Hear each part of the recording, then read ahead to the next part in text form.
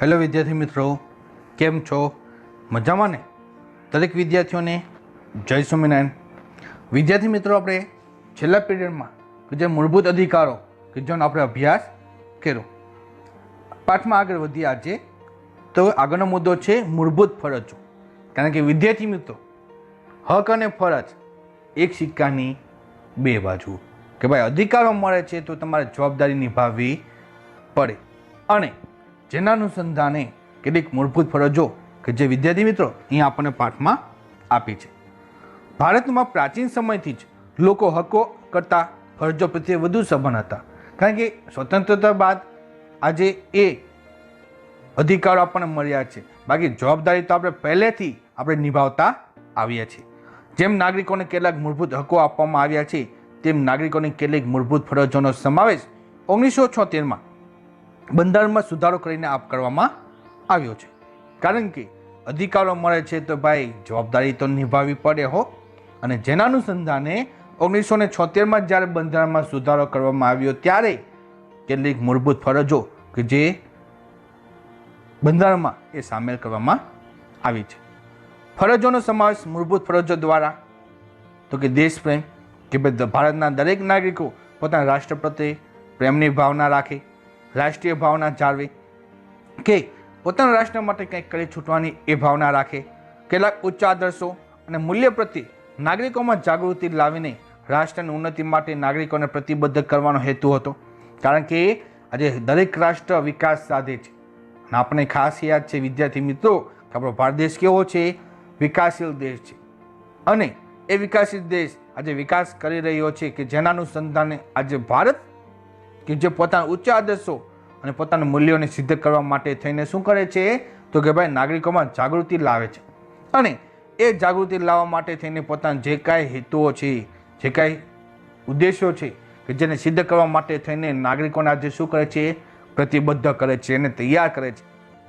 જેનાથી રાષ્ટ્રની એકતા, અખંડિતતા અને સાર્વભૌમત્વના રક્ષણમાં પ્રત્યેક નાગરિક પોતાનું યથાશક્તિ યોગદાન આપે. તે થકી સમાજમાં શાંતિ, સલામતી, સદભાવના, સંવાદિતતા અને કોમી એખલાસની ભાવના જાળવી રાખવાનું કર્તવ્ય પ્રત્યેક નાગરિકનું દેશ અને સમાજ પ્રત્યે છે, કે જેનું સ્મરણ કરાવવાનો હતો. કારણ કે આજે દરેક નાગરિકને જે અધિકારો મળ્યા છે, કે જે અધિકારો સંદર્ભે કે દરેક નાગરિક સર્વતોમુખી વિકાસ સાધી શકે, રાષ્ટ્રના વિકાસ માટે થઈને પોતાનું યોગદાન આપે, તેમજ દેશની અખંડિતતાને જાળવે અને સમાજમાં શાંતિ, સલામતી અને સદભાવના કે જે મુદ્દાઓને ધ્યાનમાં રાખીને એ નાગરિક કર્તવ્યપૂર્વક છે પોતાનું કાર્ય કરે, અને પોતાના દેશ માટે અને સમાજ પ્રત્યે છે એ કાર્ય કરતું રહે, એ માટેની ભાવના કે જેનું સ્મરણ એ અહીંયા કરવામાં આવ્યું છે.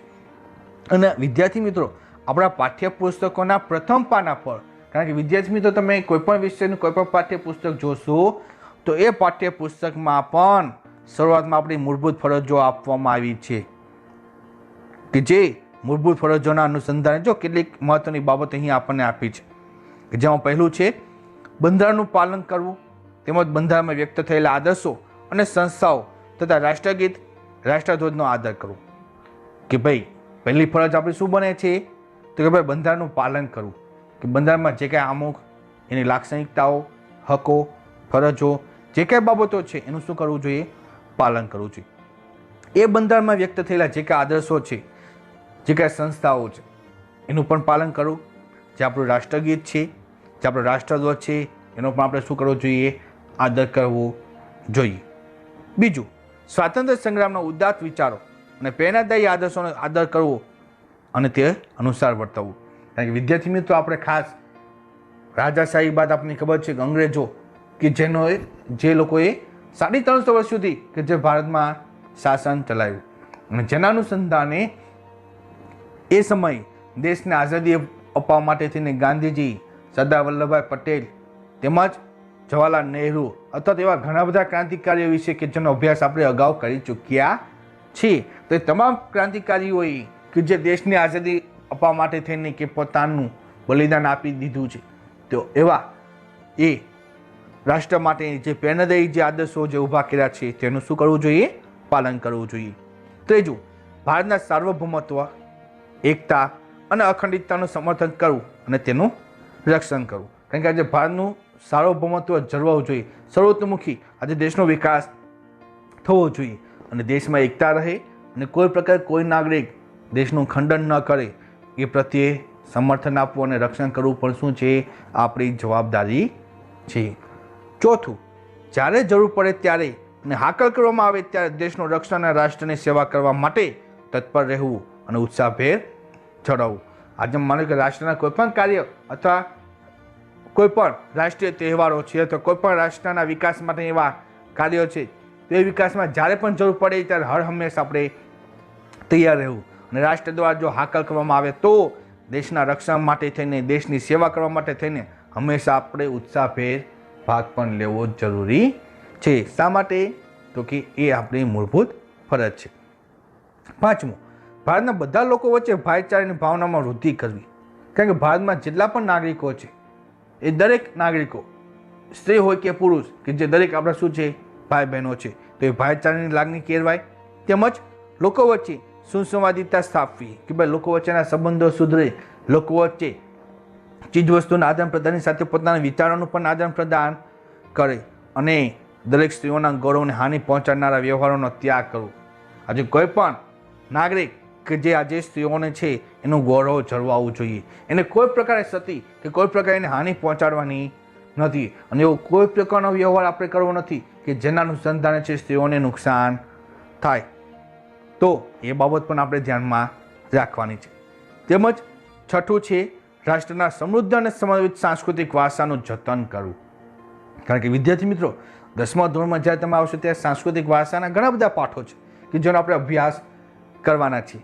પણ અહીંયા આપણા રાષ્ટ્રની જે ધરોહર છે, આપણા રાષ્ટ્રના જે સાંસ્કૃતિક એકમો છે, એટલે કે જે વારસો છે, જે પ્રાચીન સમયથી એ રાજા મહારાજાઓ દ્વારા જે કાંઈ કિલ્લાઓ, મહેલો, કુવાઓ અથવા જે કાંઈ સાંસ્કૃતિક વારસો આપણને મળ્યો છે તેનું શું કરવું જોઈએ? જતન કરવું. સાતમું, જંગલો, સરોવરો, નદીઓ અને વન્યજીવો સહિત કુદરતી પર્યાવરણનું રક્ષણ કરવું. કે જે કુદરત દ્વારા જે કાંઈ સંપત્તિ પ્રાપ્ત થઈ છે, એ જંગલો હોય, સરોવર હોય, કોઈ નદીઓ છે અથવા કોઈ વન્યજીવો છે, તો જે પ્રાપ્ત થયું છે પર્યાવરણ દ્વારા એનું શું કરવું જોઈએ?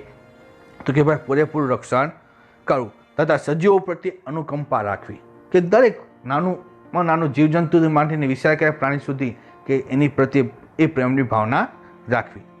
આઠમું, વૈજ્ઞાનિક અભિગમ અપનાવો કે વૈજ્ઞાનિક દ્રષ્ટિને ધ્યાનમાં રાખી અને એ અભિગમ સાથે આગળ વધવું. માનવવાદ તેમજ શોધવૃત્તિનો વિકાસ કરો, દિવસે ને દિવસે કંઈક નવું સંશોધન કરવું, કંઈક નવી શોધવૃત્તિ અપનાવી કે જેના અનુસંધાને દેશનો વિકાસ શક્ય બને. નવમું છે, જાહેર માલ મિલકતનું રક્ષણ કરવું અને હિંસાનો ત્યાગ કરવો કે જાહેર જે કાંઈ સરકારી સંપત્તિ છે એનું શું કરવું જોઈએ? રક્ષણ કરવું જોઈએ. બસ સ્ટેશન હોય, રેલવે સ્ટેશન હોય, કોઈ જાહેર સરકારી સંપત્તિ હોય, પોસ્ટ ઓફિસ હોય અથવા તો કોઈ પણ ક્ષેત્ર હોય, એનું શું કરવું જોઈએ? રક્ષણ કરવું અને હિંસાનો ત્યાગ કરવો. કોઈ પ્રકારે મારામારી, કોઈ ખૂન ખરાબા, કોઈ પ્રકારે એવી હિંસા કરવી નહીં. એ શું છે? આપણી મૂળભૂત ફરજ છે. ત્યારબાદ 10મું જોઈએ તો વૈયક્તિક અને સામૂહિક પુરુષાર્થના ક્ષેત્રોમાં ઉત્કૃષ્ટતા સિદ્ધ કરવા સતત પ્રયત્નશીલ રહેવું. કારણ કે આજે વ્યક્તિ એટલે કે વ્યક્તિના પોતાના વિકાસ માટે થઈને તેઓ સામૂહિક પુરુષાર્થના ક્ષેત્રમાં જોશો તો આજે પોતાની સિદ્ધિ હાંસલ કરવા માટે સતત આપણે શું રહેવું જોઈએ? પ્રયત્નશીલ રહેવું જોઈએ, જેથી રાષ્ટ્ર પ્રગતિના માર્ગે આગળ વધશે અને સિદ્ધિના સોપાનો ઉત્તરોત્તર સર કરશે. પણ શરૂઆત વ્યક્તિએ પોતાનાથી કરવાની છે. જો વ્યક્તિ પોતાનો સર્વાંગી વિકાસ સાધશે તો જ એ વિકાસ શક્ય બને છે. 11મું, આજે મફત, ફરજિયાત અને સાર્વત્રિક રીતે શિક્ષણ પોતાના પાલ્યને એટલે કે પોતાના બાળકને આપવું એ તેના માતા પિતાની ફરજ રહેશે. કારણ કે વિદ્યાર્થીઓ અહીંયા જો પ્રિન્ટ મિસ્ટેક છે, પાલ્યની પણ શું આવે છે? બાળક આવે છે. કે આજે મફત અને ફરજિયાત અને સાર્વત્રિક રીતે શિક્ષણ પ્રાપ્ત થાય પોતાના બાળકને, એ જોવાની જવાબદારી કોની છે? તો કે દરેક માતા પિતાની બને કે પોતાના બાળકોને છે શિક્ષણ અપાવે. અને વિદ્યાર્થી મિત્રો, ભારતમાં પણ 6 જાન્યુઆરીને મૂળભૂત ફરજ દિન તરીકે ઉજવવાનું નક્કી થયું છે કે જાન્યુઆરી માસમાં એટલે કે જાન્યુઆરી મહિનામાં 6 તારીખ કે જે મૂળભૂત ફરજ દિન તરીકે ઉજવવામાં આવે છે. આ બધી ફરજો પૈકી કેટલીક ફરજોને કાનૂની પીઠબળ પણ છે. ઘણી બધી જવાબદારી એવી છે કે જે દરેક નાગરિકોને નિભાવવાની હોય છે, અને ઘણી બધી જવાબદારી એવી પણ છે, ફરજ એવી પણ છે કે જેમાં કાનૂની કાર્યવાહી કે કાયદાની કલમો લાગુ પણ પડે છે, અને એનું પાલન નહીં કરનારને સજા પણ થાય છે. જો કાયદાનો ભંગ કરશો તો સજા થશે. નાગરિકો ફરજોનું પાલન કરે એ માટે તેમનામાં સભાનતા અને જાગૃતતા ઊભી કરવાનો પ્રયાસ આજે શિક્ષકોએ પ્રયત્નશીલ બનીને કરવો જોઈએ, કારણ કે વિદ્યાર્થીઓ તમે દરેક કે દેશનું ભાવિ નાગરિકો છો. અને આજે અભ્યાસક્રમમાં આપણને આ બાબતો આપી છે કે જેના અનુસંધાને ભવિષ્યમાં સમાજમાં પ્રવર્તતા કેટલાક સામાજિક દૂષણો કે અનિષ્ટો જેવા કે અપુષ્યતા, વેઠ પ્રથા, બાળમજૂરી, સ્ત્રી શોષણ, જાતીય સતામણી, દહેજ પ્રથા, સ્ત્રીભ્રૂણ હત્યા, કુરિવાજો, અંધશ્રદ્ધા વહેમ સદંતર નાબૂદ થાય. કેવા કુરિવાજો કે જે સમાજના નાગરિકોના વિકાસમાં અવરોધક બને છે, કે જે ના અનુસંધાને એ નાગરિકોને જે અધિકારો પ્રાપ્ત થતા ન હોય તો આ દરેક બાબતો છે નાબૂદ થાય. એ જોવાની જવાબદારી અને ફરજ કોની છે? તો કે દરેક નાગરિક તરીકે આપણી સૌની છે કે ઉપરની દરેક બાબતો છે એ ક્યાંય લાગુ પડે નહીં. સંવેદનશીલ અને જાગૃત નાગરિક તરીકે આપણે શું કરવું જોઈએ તેનું સ્પષ્ટ દિશા સૂચન આ ફરજો આપણને સોંપે છે, એટલે કે આપે છે કે ભાઈ આજે નાગરિકને પોતાનો વિકાસ સાધવો છે તો કઈ દિશા તરફ આગળ વધવું, શું કરવું, એ બાબત અહીં આપણને જોવા મળે છે. જો ભવિષ્યના નાગરિક એવા બાળકો અને કિશોરોમાં જો આ ફરજનો વ્યાપક પ્રચાર પ્રસાર થાય અને તેના મહત્વ અને ઉપયોગિતાનું સતત અને સઘન શિક્ષણ આપવામાં આવે તો ભવિષ્યના નાગરિકોમાં સામાજિક અને રાષ્ટ્રીય ઉત્તરદાયિત્વની ભાવના, વિશ્વ બંધુત્વ, ન્યાય અને શોષણવિહીન સમાજની રચનાના ઉચ્ચ એ આદર્શો ફળીભૂત થઈ શકે. કે જો ભવિષ્યના નાગરિક એટલે કે ખાસ કરીને બાળકો કે તમે બધા શું છો? ભવિષ્યના નાગરિકો છો, અને એ ભવિષ્યના નાગરિક સમાન તમારામાં જો આ દરેક પ્રકારની ફરજોનું પાલન થાય, એનું તમે મહત્ત્વ સમજો, એની ઉપયોગિતાનું સતત જો શિક્ષણ મેળવશો તો ભવિષ્યમાં તમે એ સમાજના હિત માટે થઈને, એ રાષ્ટ્રના ઉત્તરદાયિત્વની ભાવના માટે થઈને, એ ભારતમાં વિશ્વ બંધુત્વની ભાવના જળવાય, ન્યાયની અને શોષણવિહીન સમાજ રચનાના જે ઉચ્ચ આદર્શો જે દેશના છે એને ફળીભૂત કરી શકાય છે. કે એ આદર્શો કે જે ભારત સરકાર પરિપૂર્ણ કરશે. ક્યારે? તો કે જ્યારે ભારતના તમામ વિદ્યાર્થીઓ કે જે ભાવિ ભવિષ્ય છે એ વિદ્યાર્થીઓ આ તમામ ફરજોનું જો પાલન કરશે તો રાષ્ટ્રનો વિકાસ કે જે અટકે છે એ આગળ અટકશે નહીં, અને ઉત્તરોત્તર છે એ પ્રગતિ સાધશે. આ થઈ આપણી મૂળભૂત ફરજો. ત્યારબાદ જોઈએ રાજનીતિના માર્ગદર્શક સિદ્ધાંતો. ત્રીજી બાબત કે રાજ્યને ચોક્કસ એટલે કે રાજકીય ક્ષેત્રમાં જે કાંઈ રાજકારણ ક્ષેત્રમાં જે કાંઈ નેતાઓ છે એટલે કે રાજનીતિના એક માર્ગદર્શક સિદ્ધાંતો એ પૂરા પાડે છે, ચોક્કસ માર્ગદર્શન આપે છે કે જેના અનુસંધાને દેશનો વિકાસ આગળ વધી શકે. જેમાં રાજનીતિના માર્ગદર્શક સિદ્ધાંતોનો સમાવેશ બંધારણના ચોથા ભાગમાં કરવામાં આવ્યો છે. કેટલા ભાગમાં? તો કે ચોથા ભાગમાં. આ માર્ગદર્શક સિદ્ધાંતોનો ઉદ્દેશ તો કે વર્તમાન અને ભાવિ કેન્દ્ર અને રાજ્ય સરકારોને જુદા જુદા નીતિ વિષયક ક્ષેત્રોમાં કઈ કઈ નીતિઓ ઘડવી એ સંબંધે માર્ગદર્શન આપવાનો છે. કે આજે આ માર્ગદર્શક સિદ્ધાંતોના ઉદ્દેશો છે, એના જે કાંઈ ધ્યેયો છે, એનું કાર્ય શું? તો કે કેન્દ્ર સરકાર અને રાજ્ય સરકારમાં જે કાંઈ રાજકીય નેતાઓ છે જે કાર્ય કરી રહ્યા છે પોતાના ક્ષેત્રમાં, તો એ ક્ષેત્રમાં સુધારો લાવો, એ ક્ષેત્રનો વિકાસ સાધવો, તો એ માટેનું માર્ગદર્શન કોણ આપે છે? તો કે આ રાજનીતિના માર્ગદર્શક સિદ્ધાંતો. અને આ સિદ્ધાંતો એટલે કે માર્ગદર્શક છે, એનો અમલ કરવા રાજ્ય સરકારો બંધાયેલી નથી. કારણ કે અહીંયા જો ઘણા બધા સિદ્ધાંતો નીચે આપેલા છે, હમણાં આપણે એનો અભ્યાસ કરીશું, પણ એ સિદ્ધાંતો મુજબ કાર્ય કરવું કે નહીં તો એ માટે રાજ્ય સરકાર બંધાયેલી નથી. પરંતુ નીતિ ઘડતરમાં આ સિદ્ધાંતોને કેન્દ્રમાં રાખીને નીતિઓ ઘડવાની અને તેનો અમલ કરવાની રાજ્યની નૈતિક ફરજ છે. કે અહીંયા ઘડવામાં જે કંઈ નીતિઓ છે એને ધ્યાનમાં રાખીને, સિદ્ધાંતોને કેન્દ્રમાં રાખીને તે રાજ્યની નૈતિક એ ફરજ બને છે કે જેના અનુસંધાન છે એ કાર્ય કરી શકે. આ સિદ્ધાંતોનો સૌથી મહત્વનો ઉદ્દેશ તો કે તમામને રાજકીય, સામાજિક તેમજ આર્થિક ન્યાય મળી રહે તેવી સમાજ રચનાની સ્થાપના કરવાનો છે. કે આજે ભારતની સમાજ રચના કેવી હોવી જોઈએ? તો કે ભારતના તમામ નાગરિકોને સામાજિક ક્ષેત્રમાં, રાજકીય ક્ષેત્રમાં તેમજ આર્થિક ક્ષેત્રમાં પૂરો ન્યાય પ્રાપ્ત થાય. કોઈ પણ નાગરિકોને છે એ ભારત સરકારના એ અધિકારોથી વંચિત રાખી શકાતું નથી.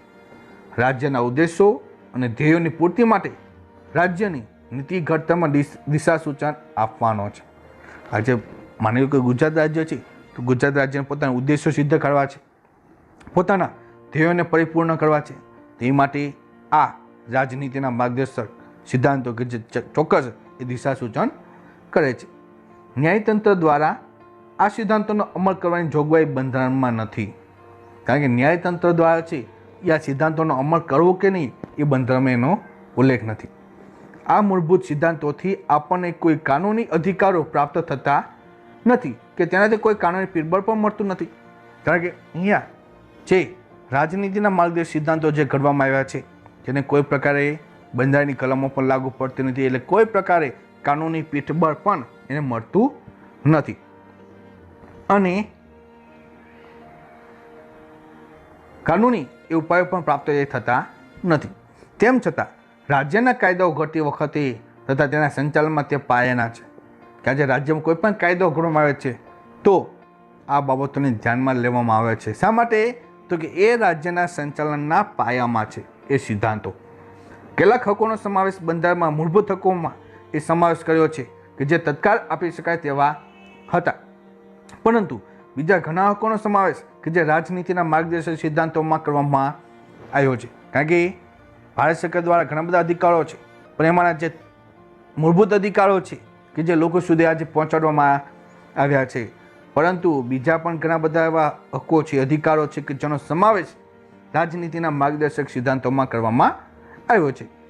જે જેમ જેમ રાજ્ય વ્યવસ્થા સદ્ધર અને મજબૂત બનતી જાય તેમ તેમ ભવિષ્યમાં હકો આપવા જોવાનો વિચાર બંધારણ સભાનો છે કે જ્યારે જ્યારે જરૂર પડશે એ પ્રકારે રાજનીતિના માર્ગદર્શક સિદ્ધાંતો એ પ્રકારે એ અધિકારો છે એ આપતા જશે કે જેના અનુસંધાને રાજ્ય વ્યવસ્થા ખૂબ જ વિકાસ પામશે. અને જે નિર્ણય કે જે વિચાર કોનો છે તો કે બંધારણ સભાનો છે, અને જેમાં ખાસ કરીને ડૉક્ટર બાબા સાહેબ આંબેડકર પણ તેનું મહત્ત્વ દર્શાવતા તેને દેશના શાસનના તેઓ પાયારૂપ સિદ્ધાંતો છે એવું જણાવ્યું છે કે જે રાજનીતિના માર્ગદર્શક સિદ્ધાંતો એ શું છે તો કે રાજ્યના વિકાસ માટેના પાયાના સિદ્ધાંતો છે કે જે સિદ્ધાંતો અનુસાર એ રાજ્ય વિકાસ સાધી શકે. કારણ કે વિદ્યાર્થી મિત્રો, પાયો જો મજબૂત હશે તો કાર્ય આગળ છે વિસ્તૃત કરી શકાશે. આજે આપણે કેમ શિક્ષણમાં નાના ધોરણમાં આપણે જો અભ્યાસ સારો કરેલો છે, બધી વસ્તુ શીખેલી હશે તો આગળના ધોરણમાં છે આપણને કોઈ પ્રશ્ન કે કોઈ મુશ્કેલી આવતી નથી. પણ આપણો જો પાયો કાચો રહી જશે તો કોઈ ગણિતમાં, કોઈ અંગ્રેજીમાં, કોઈ વિષયમાં તમે કાચા રહી જશો તો આગળના ક્ષેત્રમાં જે કંઈ અભ્યાસક્રમ આવશે એ શીખવા ખૂબ જ મુશ્કેલ બની જતા જોવા મળે છે. એમ અહીંયા ડૉક્ટર બાબા સાહેબ આંબેડકર કે જેને તેઓ પાયાના સિદ્ધાંતો કહે છે. આપણા બંધારણમાં રાજકીય લોકશાહી સ્થાપવાનો આપણે પ્રયાસ કર્યો છે કે ભાઈ રાજકીય લોકશાહી કે આજે રાજકીય ક્ષેત્રમાં જે કાંઈ પ્રતિનિધિઓ છે, રાજકીય નેતાઓ છે કે જેને પસંદગી કોણ કરે છે? આપણે કરીએ છીએ કે આપણે એને મત આપી આપણે એ સ્થાન સુધી પહોંચાડીએ છીએ. શા માટે?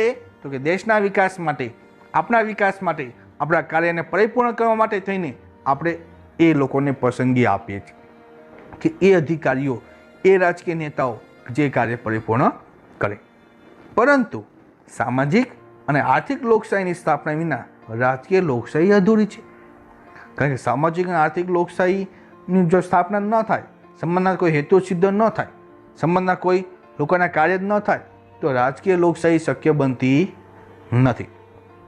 અને આ માર્ગદર્શક સિદ્ધાંતોને વિવિધ વિભાગોમાં એ દર્શાવીને જાણકારી મેળવી. કારણ કે જો વિદ્યાર્થી મિત્રો, અહીંયા આ રાજનીતિના માર્ગદર્શક સિદ્ધાંતોમાં કેટલાક મુદ્દાઓને સમાવેશ કરવામાં આવ્યો છે. જેમાં પહેલું છે આર્થિક નીતિઓ સદભ્ય સિદ્ધાંતો કે આજે આ સિદ્ધાંતોમાં આર્થિક ક્ષેત્રમાં કેવી નીતિઓ ઘડવામાં આવી છે, કેવા સિદ્ધાંતો છે. તો જેમાં પહેલું જુઓ તો સૌ નાગરિકનું મહત્તમ કલ્યાણ અને શ્રેય સદાય એ રીતે સમાજમાં ભૌતિક સંસાધનોની માલિકી અને અંકુશનું વિતરણ કરવું કે આજે જે કાંઈ ભૌતિક સુખ સુવિધા છે, જે કાંઈ ભૌતિક સંસાધનો છે કે સમાજમાં એ રીતે એનું વિતરણ થવું જોઈએ કે જેના અનુસંધાને ભારતના દરેક નાગરિકોનું કલ્યાણ થઈ શકે, કે જેની માલિકી અથવા અંકુશનું એ પ્રકાર વિતરણ કરવું કે જે સંસાધનો અથવા તો એ ભૌતિક સંસાધનો કે જેનો ઉપયોગ મહત્તમ એ લોકોના કલ્યાણ માટે થઈ શકે. બીજું, સંપત્તિ અને ઉત્પાદનના સાધનોનું કોઈ ચોક્કસ સમૂહ કે વર્ગોમાં કેન્દ્રીકરણ ન થાય એવી અર્થવ્યવસ્થા રચવા રાજ્ય પ્રયાસ કરશે. કે આજે કોઈ પણ રાજ્ય હોય તો એ રાજ્યની જે કાંઈ સંપત્તિ છે, જે કાંઈ ચીજ વસ્તુનું ઉત્પાદન થાય છે સાધનોનું, તેનો કોઈ ચોક્કસ સમૂહ કે કોઈ વર્ગમાં છે કેન્દ્રીકરણ થવું જોઈએ નહીં. કોઈ માલિકી એ કોઈ વ્યક્તિના હાથમાં રહેવી જોઈએ નહીં. અને જેના અનુસંધાન એ અર્થવ્યવસ્થા કે જે રાજ્ય ઊભી કરે છે. ત્રીજું, ખાસ વિદ્યાર્થી મિત્રો કે ભાઈ ત્રીજી બાબત જોઈએ તો પુરુષો અને સ્ત્રીઓએ સમાન કામ માટે સમાન વેતન મળે એવા રાજ્ય પ્રયાસ કરશે.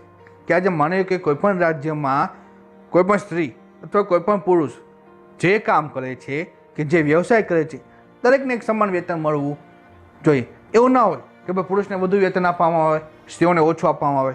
પણ ના, બંને એક સરખી કલાકો કામ કરે છે તો બંનેને વેતન પણ કેવું હોવું જોઈએ?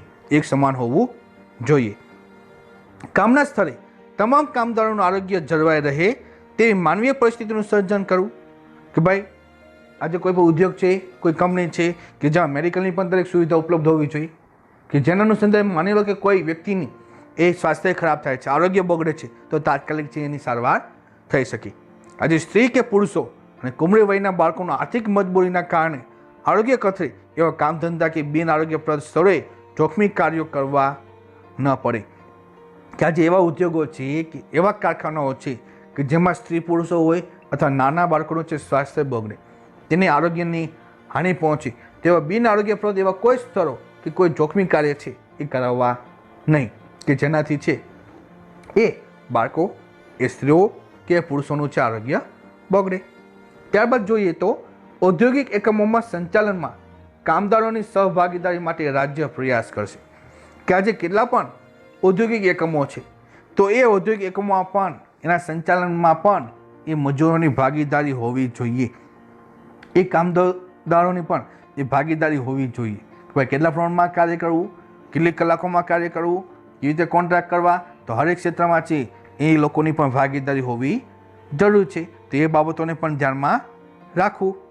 ત્યારબાદ બાળકોને આર્થિક લાચારીના કારણે તેનું કોઈપણ પ્રકારે શોષણ ન થાય તથા તે સ્વસ્થ અને સ્વતંત્ર રીતે ગૌરવપ્રદ સ્થિતિમાં તંદુરસ્ત વિકાસ સાધે તે માટે જરૂરી તકો અને સવલતો ઊભી કરવા માટે રાજ્ય ખાસ પગલાં ભરશે. કે આજે કોઈપણ આર્થિક ક્ષેત્રમાં છે બાળકોનું શોષણ ન થાય, એ બાળકો પણ પોતાનું આરોગ્ય એ સ્વાસ્થ્ય તંદુરસ્ત રાખે તો એ જોવાની જવાબદારી કોની છે? તો કે રાજ્ય સરકારની બને. અને એ બાળકોને એ પૂરેપૂરું શિક્ષણ પ્રાપ્ત થાય તો એ જોવાની પણ જવાબદારી કોની છે? તો કે રાજ્ય સરકારની બને છે. ત્યારબાદ સ્ત્રીઓને પ્રસૂતિ સમયે જરૂરી રજાઓ તથા રાહત પૂરી પાડવામાં આવે. આજે માની લો કે કોઈ સરકારી કાર્યાલયમાં અથવા કોઈ સરકારી નોકરીમાં કોઈ સ્ત્રી કાર્ય કરે છે પણ પ્રસૂતિનો સમય છે એટલે કે બાળકને જન્મ આપવાનો હોય એટલે કે એ ડિલિવરીનો એ સમય હોય તો એ સમયગાળામાં છે ચોક્કસ રજાઓ કે જે રાજ્ય સરકાર આપે છે. એ ઉપરાંત આજે કામદારો માટે એ રાજ્ય કે જે વીમા ધારો, બોનસ ધારો, પ્રસૂતિ રજાનો ધારો કે ગ્રેજ્યુટી ધારો વગેરે કાયદાઓ માનવીય ધોરણે મળે તે ઉદ્દેશથી કરવામાં આવ્યા છે કે જેના અનુસંધાને છે કામદારોનું કોઈ પ્રકારે શોષણ થાય નહીં. તેમજ આગળ જોઈએ તો કૃષિ અને પશુપાલનનો આધુનિક અને વૈજ્ઞાનિક ધોરણે વિકાસ થાય તેવી વ્યવસ્થા કરવાનો પ્રયત્ન રાજ્ય કરશે. કે આજે કૃષિ ક્ષેત્રમાં વિકાસ સાધવાનો છે અને આજે જે કાંઈ પશુપાલકો કે જે પશુઓનો ઉછેર કરે છે તો જેના અનુસંધાન આધુનિક ઢબે અને વૈજ્ઞાનિક ધોરણે એનો પણ વિકાસ થાય, તેઓને પણ વધુ આવક મળે અને એ પ્રકારની વ્યવસ્થા કરવાનો હેતુ કોનો છે? તો કે રાજ્ય સરકારનો બને છે. જેમાં ગાયો, વાછરડાઓ, અન્ય દુધાળા પ્રાણીઓ, કોઈ ભારવાહક ઢોરો છે કે જે માલસામાનની હેરફેર કરે છે તો એ ઓલાદોની જાળવણી માટે તથા બળદ, ગધેડા, ગાયોની કતલ અટકાવવા પ્રયાસ કરશે. કે આજે કોઈપણ પ્રકારે કોઈપણ રાજ્યમાં કોઈ નાગરિક એ પાલતુ પ્રાણીઓનું એ કતલ ના કરે તો એ જોવાની જવાબદારી પણ કોની છે? તો કે રાજ્ય સરકારની બને છે. રાજ્યમાં સૌને ન્યાયની સમાન તક મળે. કે રાજ્યમાં દરેક નાગરિક કોઈ શિક્ષણ પામેલો હોય કે અભણ હોય, કોઈ મજૂર હોય અથવા કોઈ પણ અધિકારી હોય, દરેકને એક સમાન તક મળવી જોઈએ. આર્થિક કે અસમર્થતાઓના કારણે કોઈ પણ જરૂરિયાતમંદ નાગરિકની ન્યાય મેળવવા માટેની તકોનો ઇનકાર કરવામાં નહીં આવે તથા તેઓને મફત કાનૂની સહાય મળી રહે તેઓ રાજ્ય પ્રબંધ કરે અને કાયદા ઘડશે. એટલે કે આજે કોઈ પણ જરૂરિયાતમંદ નાગરિક છે, મને કે એને ન્યાયની જરૂર પડે તો એ ન્યાય છે એને પ્રાપ્ત થવો જોઈએ અને એના વિરુદ્ધ છે સરકાર ઇનકાર કરી શકતો નથી અને તેઓને મફત કાનૂની સહાય પણ પૂરી પાડવાની જવાબદારી કોની બને છે? તો કે રાજ્ય સરકારની બને છે. ત્યારબાદ બીજો સિદ્ધાંત જોઈએ તો સામાજિક નીતિઓ સંબંધી સિદ્ધાંતો, કે ભાઈ આ રાજનીતિના માર્ગદર્શક સિદ્ધાંતો દ્વારા સામાજિક નીતિઓમાં જુઓ તો શું જોવા મળે? તો કે આજે અનુસૂચિત જાતિઓ, અનુસૂચિત જનજાતિઓ, વંચિત સમૂહો જેવા સમાજના નબળા વર્ગોના શૈક્ષણિક અને આર્થિક હિતોના ઉત્કર્ષ માટે રાજ્ય વિશેષ પ્રયાસો કાળજીપૂર્વક કરવાના રહેશે. કારણ કે આપણને ખબર છે કે બંધારણમાં પણ અનુસૂચિત જાતિ, અનુસૂચિત જનજાતિ માટે કેટલીક વિશિષ્ટ જોગવાઈ કરવામાં આવી છે કે જેને વધુ પડતા લાભો આપવામાં આવે છે. શા માટે? તો કે સમાજ જીવનમાં તેઓનું પણ સ્થાન ઉપર આવે, તેઓ પણ એ સામાજિક અને આર્થિક અધિકારો પ્રાપ્ત કરી શકે. તો એ દરેક પ્રકારના પ્રયાસો કે જે આજે રાજ્ય સરકાર કાળજીપૂર્વક કરે છે, જેથી સામાજિક અન્યાય અને શોષણ સામે તેમનું રક્ષણ કરશે. કે આજે કોઈ પણ સમાજના ઉપલા વર્ગના લોકો કે કોઈ પ્રકારનું શોષણ એ કરી શકે નહીં, કોઈ પ્રકારની સાથે અન્યાય પણ એ થઈ શકે નહીં. તો એનું દરેક પ્રકારનું રક્ષણ કરવાની જવાબદારી કોની? તો કે રાજ્ય સરકારની બને છે. ભારતમાં રહેતા તમામ નાગરિકોને માટે સમાન દીવાની કાયદો ઘડવા એટલે કે યુનિફોર્મ સિવિલ કોડ, કે ન્યાય વ્યવસ્થાનું સંચાલન કરીને સૌને ન્યાય મળી રહે એ રીતે રાજ્ય પ્રયત્ન કરશે. કારણ કે વિદ્યાર્થી મિત્રો આપણે જોઈએ છીએ કે દિવસે દિવસે કેટલાય નાગરિકો આપણે ભારતમાં જોઈએ છીએ કે કોઈને કોઈ ક્ષેત્રમાં એને અન્યાય થતો હોય છે. ન્યાય મેળવવા માટે જે અદાલતમાં જતા હોય છે, પણ ખર્ચના માટે થઈને અથવા તો એ ન્યાય મેળવવા માટે થઈને કેટલી મુશ્કેલી સમસ્યા ઊભી થતી હોય છે. પણ ચોક્કસ સંચાલન ન્યાયતંત્રનું થાય એ જોવાનું કાર્ય પણ કોણ કરે છે? રાજ્ય સરકાર કરે છે.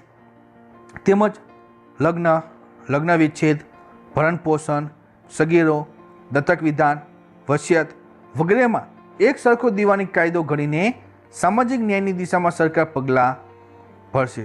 કે આજે કોઈ પણ બાબત ઊભી થાય, કોઈ પણ પ્રશ્ન ઊભો થાય કે એ પ્રશ્નોનું નિવારણ લાવવાની જવાબદારી કોની?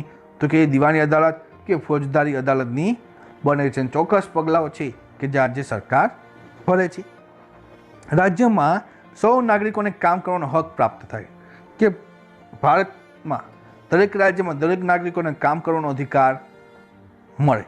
તેમજ વૃદ્ધાવસ્થાનો સમયગાળો, માંદગી કે અમંગલ પ્રસંગે વિના વાકે વેઠવી પડતી તંગીના અન્ય પ્રસંગે પણ શિક્ષણ અને જાહેર સહાય પ્રાપ્ત થાય તે માટે અસરકારક જોગવાઈ કરશે.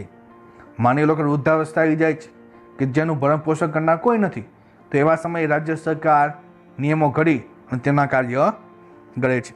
તેમજ કોઈ માંદગીના સમયમાં કે કોઈ અમંગલ એવા કાર્યમાં પણ જે વેઠવી પડતી જે તંગી ઊભી થાય છે, જે મુશ્કેલી ઊભી થાય છે, તો મુશ્કેલી વખતે પણ આજે સરકાર મદદ કરે છે. અને વિદ્યાર્થી મિત્રો, આજે તો ગરીબી રેખા નીચે જીવતા લોકોને પણ ઘણી બધી જોગવાઈ અનુસંધાને કે ઘણી બધી રાજ્ય સરકાર યોજનાઓ બહાર પાડે છે કે જેનો લાભ લઈ કે જેઓ છે કાર્ય કરી શકે છે. ત્યારબાદ ત્રીજું ક્ષેત્ર જોઈએ તો રાજકીય ક્ષેત્ર, એટલે કે રાજકીય અને વિદેશ નીતિ વિષયક સિદ્ધાંતો, કે જેમાં રાજનીતિના માર્ગદર્શક સિદ્ધાંતો શું સૂચવે છે? તો કે પહેલી બાબત જોઈએ કે જેમાં રાજ્ય ગ્રામ પંચાયતોની સ્થાપના કરવા માટે જરૂરી પગલાં ભરશે. કે ભાઈ દરેક ગામમાં એક ગ્રામ પંચાયત હોવી જોઈએ. તો એ માટેના જરૂરી પગલાં કોણ ભરે છે? રાજ્ય સરકાર ભરે છે. તેઓ સ્વરાજ્યના એકમ તરીકે કાર્ય કરી શકે તે માટે, કારણ કે આપણને ખબર છે સ્વરાજ્યનું સૌથી નાનામાં નાનું એકમ કયું છે? તો કે ગ્રામ પંચાયત. અને એ માટેની જરૂરી સત્તા, એ અધિકારો અને આર્થિક સહાય એને પ્રાપ્ત થાય એ જોવાનું કાર્ય કોનું છે? તો કે રાજ્ય સરકારનું છે. રાજ્ય સેવાઓમાં ન્યાયતંત્રને કારોબારીથી અલગ અને સ્વતંત્ર કરવા પગલાં ભરશે. કારણ કે ન્યાયતંત્ર કેવું હોવું જોઈએ? તો કારોબારીથી સ્વતંત્ર હોવું જોઈએ, કે જેના અનુસંધાને એ ન્યાયતંત્ર એ દરેક પ્રકારના છે નીતિ નિયમો છે એનું પાલન થાય છે કે નહીં, દરેક નાગરિકોને એના મૂળભૂત અધિકારો છે એ પ્રાપ્ત થાય છે કે નહીં, તો એ જોવાની જવાબદારી બને છે. એટલા જ માટે ન્યાયતંત્ર સ્વતંત્ર અને નિષ્પક્ષ બને છે. અને જેથી ન્યાયાધીશો પણ નિષ્પક્ષ રહી ક્યારેય કોઈ પક્ષનો સહારો લેતું નથી. નિડર, ક્યારેય કોઈનો ડર રાખ્યા વગર નિર્ભીક રીતે, એટલે કે જરા પણ ડર્યા વગર એ સાચો ન્યાય ચૂકવી શકે.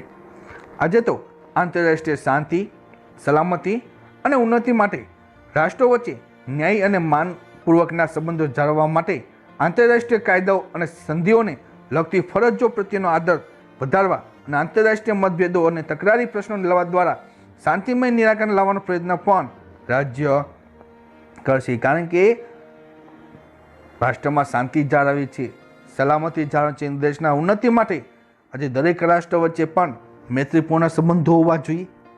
અને જેના અનુસંધાને આજે તો આંતરરાષ્ટ્રીય કક્ષાએ પણ ચોક્કસ નીતિ નિયમો, કાયદાઓ અને જોગવાઈ કરવામાં આવી છે કે માની લો કે કોઈ બે રાષ્ટ્ર વચ્ચે પ્રશ્ન ઊભા થાય છે તો એનું નિરાકરણ કઈ રીતે લાવવું, કઈ રીતે પ્રશ્નનો ઉકેલ લાવો, તો એ માટે પણ આજે ઘણા બધા કાયદાઓ છે ઘડવામાં આવ્યા છે. અને એ બાબતોનું અગ્રિમ એ પ્રોત્સાહન કે જે રાજ્ય સરકાર પૂરું પાડે છે. તો રાજકીય ક્ષેત્રે પણ એ રાજનીતિના માર્ગદર્શક સિદ્ધાંતો પણ એ ખૂબ જ મહત્વના બને છે. ત્યારબાદ ચોથી બાબત જોઈએ તો શૈક્ષણિક અને સાંસ્કૃતિક નીતિઓ સંબંધિત સિદ્ધાંતો, કે આજે આ રાજનીતિના માર્ગદર્શક સિદ્ધાંતોમાં પણ શૈક્ષણિક ક્ષેત્રમાં અને સાંસ્કૃતિક ક્ષેત્રમાં પણ પોતાના સુઝાવ કે પોતાના સિદ્ધાંતો રજૂ કર્યા છે, કે જેમાં 14 વર્ષની ઉંમર સુધીના તમામ બાળકોને, એટલે કે 0 થી લઈને 14 વર્ષ સુધીના તમામ બાળકોને બંધારણનો આરંભ થઈ અને 10 વર્ષની અંદર કે જ્યારે બંધારણની શરૂઆત થઈ, વિદ્યાર્થી મિત્રો યાદ છે ને કે ભારતમાં બંધારણનો અમલ ક્યાંથી શરૂ થયો, તો કે 26મી જાન્યુઆરી 1950. જ્યારે બંધારણનો અમલ થયો ત્યારબાદ 10 વર્ષની અંદર મફત અને ફરજિયાત શિક્ષણ પ્રાપ્ત થાય એ માટે રાજ્ય એ પ્રયાસ કરશે, જે હવે 2009થી એ મૂળભૂત હક બન્યો છે. અને આપણે અગાઉ પણ અમને જોઈ ગયા કે 2009થી એ મૂળભૂત હક એ પ્રાપ્ત થયો છે, કે જેમાં ભારતના દરેક વિદ્યાર્થીઓ કે જે 0 થી લઈને 14 વર્ષ સુધીમાં દરેક બાળકોને શિક્ષણ મેળવવાનો હક મળે છે. તેમજ રાષ્ટ્રીય મહત્વ તરીકે જાહેર કરાયેલા દરેક કલાત્મક અને ઐતિહાસિક મહત્વ ધરાવતા એવા સ્મારકો, સ્થળો, કલાકૃતિઓ, ઇમારતોનું, પદાર્થોનું યથાપ્રસંગ લૂંટફાટ, બગાડ, વિકૃતિ, સ્થળાંતર, નિકાલ કે તેનો નાશ થતો અટકાવવો અને રક્ષણ કરવાની રાજ્યની ફરજ રહેશે. કારણ કે વિદ્યાર્થી મિત્રો, આપણો જે સાંસ્કૃતિક વારસો છે, આપણે જે ધરોહર છે, આપણા જે પ્રાચીન સમયના જે રાજા મહારાજાઓએ જે સ્મારકો બનાવ્યા છે, જે સ્થળો બનાવ્યા છે, જે ઇમારતોનું અથવા તો જે બાંધકામ કરાવ્યા છે, એનું પૂરેપૂરું છે રક્ષણ કરવાનું છે. અને જો ભારતના કોઈ નાગરિક દ્વારા લૂંટફાટ થશે, કોઈ બગાડ થશે, કોઈ વિકૃતિ સર્જાશે, કોઈ સ્થળાંતર એનું કરવામાં આવશે અથવા કોઈ એનો નાશ કરવાનો જો પ્રયત્ન કરશે ને, એને ચોક્કસ સજા ભારત સરકાર કરે છે. તો એનું રક્ષણ કરવાની પણ રાજ્યની જવાબદારી બને છે. અને આમ રાષ્ટ્રના સાંસ્કૃતિક અને ઐતિહાસિક વારસાનું યોગ્ય રીતે જતન થાય તે જોવાનો ઉદ્દેશ્ય કોનો છે, તો કે રાજ્ય સરકારનો બને છે, કે જે રાજ્યની સાંસ્કૃતિક વારસાને એ જાળવી રાખે. પાંચમું બાબત જોઈએ તો આરોગ્ય વિષયક નીતિઓ સંબંધિત સિદ્ધાંતો. કારણ કે ભારતના તમામ નાગરિકોનું આરોગ્ય સચવાય એ માટે રાજનીતિના માર્ગદર્શક સિદ્ધાંતોમાં એ આરોગ્ય ક્ષેત્રે પણ કેટલાક સિદ્ધાંતો ઘડવામાં આવ્યા છે. જેમાં પહેલું છે કે ભાઈ લોકોનું આરોગ્ય અને પોષણનું સ્તર સુધરે એ માટે રાજ્ય પ્રયાસ કરે તથા જાહેર આરોગ્ય અને જનસુખાકારી વધારવાના માટેના પગલાંને રાજ્ય પોતાની પ્રાથમિક ફરજોમાં ગણશે. કારણ કે રાજ્ય સરકારની જવાબદારી બને કે પોતાના રાજ્યમાં તો ભારતના દરેક રાજ્યમાં એ નાગરિકોનું સ્વાસ્થ્ય સારું રહે, એ લોકોને એ પોષણયુક્ત ખોરાક મળે. કારણ કે લોકોનું જો આરોગ્ય સારું રહેશે તો વિકાસ સાધી શકશે. અને આપણને ખબર છે કે જો માનવનો વિકાસ થશે તો કુટુંબનો વિકાસ થશે, કુટુંબનો વિકાસ થશે તો પોતાના સમાજનો વિકાસ થઈ શકશે, અને આખરે રાષ્ટ્રનો વિકાસ શક્ય જ છે. અને એ માટે પ્રાથમિક ફરજ ગણે છે. બીજું, આરોગ્ય માટે હાનિકારક એવા કેફી પદાર્થો, કેવા પદાર્થો કે જે આરોગ્ય માટે કેવા છે, હાનિકારક છે, કેવા પીણા હોય, કોઈ નશાયુક્ત માદક એવા દ્રવ્યો છે વગેરે પર આજે રાજ્ય પ્રતિબંધ મૂકવાનો પ્રયાસ કરશે. આજે અત્યારે જો વર્તમાન સમય આપણે જોઈએ છે, ઘણા બધા સિગારેટ જોઈએ છે, પાન મસાલા જોઈએ છે, કે જે આખરે લોકોના સ્વાસ્થ્ય માટે કેવા છે, નુકસાનકારક છે. તો જેના અનુસંધાન આજે રાજ્ય એ પ્રતિબંધ મૂકવાનો પ્રયાસ કરી રહી છે. ઔષધિના હેતુઓ સિવાયના માદક પીણા, ડ્રગ્સ, નશાયુક્ત પદાર્થોનો ઉપયોગ પર પણ પ્રતિબંધ મૂકશે.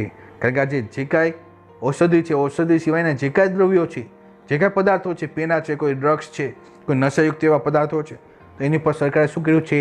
તો કે પ્રતિબંધ મૂક્યો છે. ત્રીજું, દેશના પર્યાવરણનું રક્ષણ થાય અને તેમાં જરૂરી સુધારા થાય એ માટે રાજ્ય પ્રયાસ કરે.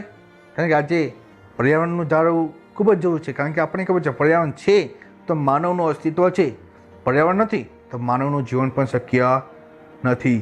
તો એ પર્યાવરણનું રક્ષણ કરવાની પણ જવાબદારી કોની છે? રાજ્યની બને છે. તેમજ દેશના જંગલો, વનસૃષ્ટિના રક્ષણ માટેનો ખાસ પ્રબંધ પણ રાજ્ય કરશે. વિદ્યાર્થી મિત્રો, એ માટે આપણે ખાસ અગાઉ પણ જોઈ ચૂક્યા છે કે જેના માટે અભયારણ્ય, રાષ્ટ્રીય ઉદ્યાનો કે આજે ભારત સરકાર બનાવે છે કે જેના અનુસંધાને એ વન્યજીવોને બચાવી શકાય અને જંગલોનું પણ પૂરેપૂરું સંરક્ષણ કરી શકાય છે.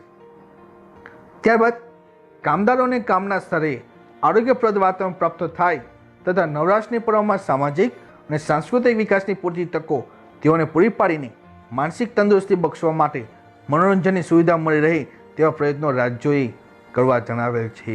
કે આજે માની લો કે જે કોઈ કામદારો છે, જે કાંઈ મજૂરો છે, જે સ્તરે કામ કરે છે તો એ સ્તરે તેઓનું આરોગ્ય સારું રહે, વાતાવરણ સ્વચ્છ રહે, શુદ્ધ રહે. નવરાશની પર્વમાં પણ તે સામાજિક અને સાંસ્કૃતિક વિકાસની પૂરતી તકો કે જે પૂરી પાડવાની છે કે જેનાથી એક કામદારોનું માનસિક તંદુરસ્તી એટલે કે માનસિક રીતે તેઓ છે સક્ષમ રહે, માનસિક રીતે છે તેનું સ્વાસ્થ્ય સારું રહે. એ માટે મનોરંજનની સુવિધા પણ આજે રાજ્ય સરકાર ઉપર છે. આમ રાજનીતિના માર્ગદર્શક સિદ્ધાંતોનો હેતુ એવી સમાજ વ્યવસ્થા અને રાજ્ય વ્યવસ્થા ઊભી કરવાનો છે કે જેમાં શક્ય હોય એટલું સત્તાનું વિકેન્દ્રીકરણ થાય. કે સત્તા કોઈ એક સ્થાને નહીં, કોઈ એક કેન્દ્રમાં નહીં, પણ હરેક સત્તાનું શું થવું જોઈએ? વિકેન્દ્રીકરણ થવું જોઈએ. અને તો જ રાજનીતિના માર્ગદર્શક સિદ્ધાંતો છે કે જેના ઉદ્દેશો સિદ્ધ થઈ શકે. ધાર્મિક કે જ્ઞાતિ આધારિત ભેદભાવ રહિતની સમાજ રચનાનું ક્ષમતામૂલક, શોષણ મુક્ત અને કલ્યાણલક્ષી સમાજ વ્યવસ્થા અને અર્થવ્યવસ્થા સ્થાપવાનો ઉદ્દેશ્ય છે. કારણ કે સમાજ વ્યવસ્થા એવી હોવી જોઈએ કે કોઈ ધર્મના આધારે કે કોઈ જ્ઞાતિના આધારે છે એ રચના હોવી જોઈએ નહીં. કારણ કે આખરે તો મુખ્ય લક્ષ્યાંક શું? તો કે સમાજનું કલ્યાણ થવું. દરેક સમાજના દરેક નાગરિકોને શું થવું જોઈએ? તો કે ભાઈ સર્વાંગી વિકાસ સાધવો. અને એ માટે તેને એવી સમાજ વ્યવસ્થા અને અર્થવ્યવસ્થા ઘડવી, અર્થાત સામાજિક લોકશાહી અને આર્થિક લોકશાહીની સ્થાપવાનો છે. કે સમાજમાં જુઓ તો સામાજિક ક્ષેત્રે અને આર્થિક ક્ષેત્રમાં લોકશાહી ઊભી થવી જોઈએ, લોકોની સહભાગીદારી હોવી જોઈએ. સામાજિક સલામતી દ્વારા સમાજના નબળા વર્ગોના ઉત્કર્ષ માટે વિવિધ કલ્યાણકારી યોજનાઓનો અમલ રાજ્ય કરશે એવી અપેક્ષા રાખવામાં આવી છે.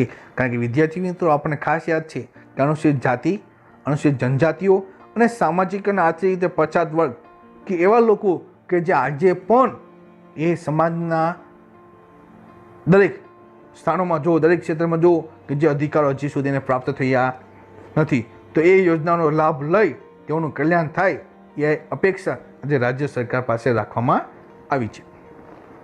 લોકશાહી કેવળ રાજકીય ક્ષેત્ર પૂરતી સીમિત ન રહે પણ સામાજિક અને આર્થિક ક્ષેત્ર સુધી તેનું વિસ્તરણ થવું જોઈએ, જે થકી શોષણ અને અન્યાય મુક્તિ એવી ક્ષમતામૂલક ન્યાયી સમાજ વ્યવસ્થાનું સ્વપ્ન સાકાર કરવાની જવાબદારી રાજ્ય સરકારને શિરે મૂકવામાં આવી છે. કારણ કે રાજ્ય સરકારની જવાબદારી બને કે લોકશાહી માત્ર રાજકીય ક્ષેત્રમાં જ નહીં પણ એ લોકશાહી સામાજિક ક્ષેત્રમાં અને આર્થિક ક્ષેત્રમાં પણ હોવી જોઈએ. અને જો બંને ક્ષેત્રમાં જો વિકાસ સાધશે તો દરેક નાગરિકોનું કલ્યાણ થશે. દરેક નાગરિકોનું જો કલ્યાણ થશે તો દરેક નાગરિક પોતાનો સર્વાંગી વિકાસ સાધી શકશે.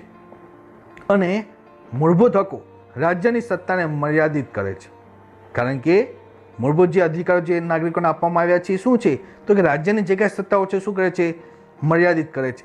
જ્યારે રાજનીતિના માર્ગદર્શક સિદ્ધાંતો કે રાજ્યની સત્તાને વિસ્તારે છે કે દરેક રાજ્ય પોતાનો વિકાસ સાધી શકે, દરેક રાજ્ય માટેના માર્ગદર્શક બની શકે એવા સિદ્ધાંતો અહીં આપવામાં આવ્યા છે. મૂળભૂત હકો કે જે રાજકીય લોકશાહી સ્થાપે છે. મૂળભૂત હકો શું ઊભા કરે છે? તો કે રાજકીય લોકશાહી કે જે ઊભી કરે છે.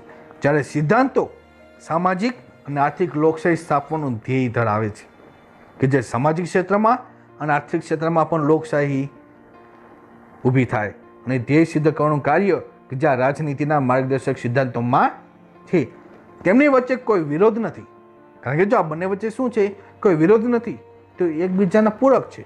એ મૂળભૂત હકો હોય અથવા તો રાજનીતિના માર્ગદર્શક સિદ્ધાંતો, બંને એકબીજાના વિરોધ નથી, પણ કેવા છે, પૂરક છે, કે બંને સાથે મળીને દેશનો વિકાસ સાધવા માંગે છે. કારણ કે આખરે એનો હેતુ શું છે, લોકોનું કલ્યાણ થાય, લોકોનો સર્વાંગી વિકાસ થાય. અને તો લોકોનો વિકાસ થશે તો ગામનો વિકાસ થશે, ગામનો વિકાસ થશે તો એ શહેરનો વિકાસ થશે, શહેરનો વિકાસ થશે તો રાજ્યનો વિકાસ થશે, અને તમામ રાજ્યનો વિકાસ થશે તો આખરે દેશનો વિકાસ થવાનો જ છે. તો વિદ્યાર્થી મિત્રો, અહીંયા છે તમારો આ 9મો પાઠ છે એ પૂરો થાય છે. હવે પછીના પીરિયડમાં ખાસ એક નવા પાઠ સાથે આપણે આગળ વધશું. અને ખાસ વિદ્યાર્થી મિત્રો, આ પાઠનો સ્વાધ્યાય તમારે પાકી બુકમાં લખવાનો છે. તો વિદ્યાર્થી મિત્રો, હવે પછીના પીરિયડમાં એક નવા પાઠ સાથે એ નવી શરૂઆત કરશું. ત્યાં સુધી દરેક વિદ્યાર્થીઓને અસ્તુ, જય સ્વામિનારાયણ, આવજો.